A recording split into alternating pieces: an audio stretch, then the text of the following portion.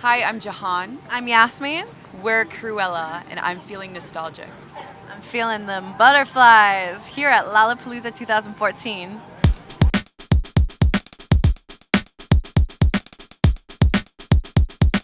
Big night for you guys. You're the hometown heroes. You're headlining Backstage. First time playing Lollapalooza. How psyched are you for this? This is probably one of those full circle nights for us because I remember as a kid I used to come to this festival. I used to see my favorite bands here.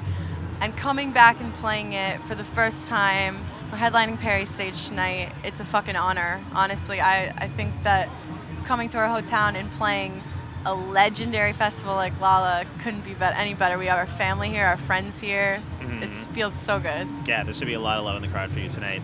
Do you still pinch yourselves when you look out there and you see the masses of people and how far you've come and what is relatively a short period of time? It doesn't feel like a short amount of time for us because we actually started making music in 2007 and then we debuted in 2011. So it feels like a huge chunk of our lives. Like a quarter of my life, right? Yeah, it's like a quarter of my life. Pretty much. More than that. A third of mine. Yeah, and I'd say when we play in front of huge crowds, it's weird. It makes you feel so small at the same time. Like you're one person performing in front of. I think we'll have 30,000 people here tonight at the Backstage if people show up. Yeah, hopefully. So it makes you feel small at the same time, but then it also kind of removes you from thinking in your head so much. Like sometimes you forget about your ego because you realize that everyone is just a piece of this puzzle that's life. You know, everyone is just life is just happening and flowing around you. It's so weird. It's so in the moment when you're up on stage performing, and that's why hour-long sets feel like a roller coaster ride. Yeah. Seeing you guys play is a trip and a treat. It's like you guys bring such insane energy. Is there anything special that you do before a show just to get in sync and make sure that you're going to take it up to here every night? We have this ritual we do right before we go on stage. 1, 2, 3, troll! Sorry, my dad's right there. I'm just making sure he's not watching. Okay, yeah. You might have seen that. That was inappropriate. We do that. Sorry. For live vocal shows, we do vocal warm-ups before a set. So for about 15, 20 minutes, we'll warm up our vocals. We should be stretching. Anyone who's running around on stage should stretch. And what else do we do?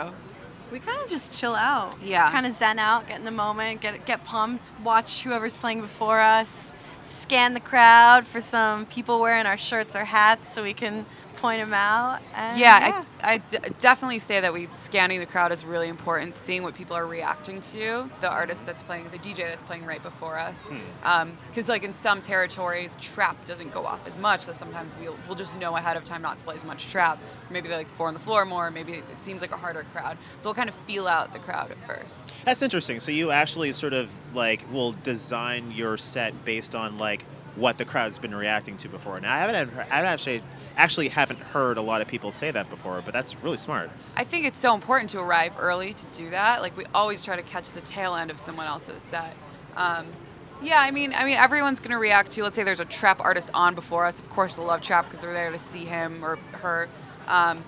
But yeah, I think it's, part of being a DJ is being able to work up a crowd. Mm-hmm. Yeah. So you've been teasing new music here and there. I know you played some new tracks at EDC, hoping to hear some tonight. What's going on with the recording process, and how far into the new album are you? Ooh, let's give it a percentage. Would you say? Less than 50. Oh, I would actually put it at 50. Okay. Maybe. It's hard to say because we keep writing songs, and songs we loved 2 months ago now will never make the album. So it feels like one of those processes where you're just building, and you think you're 50%, but in a month we might be, no, we're only at 35.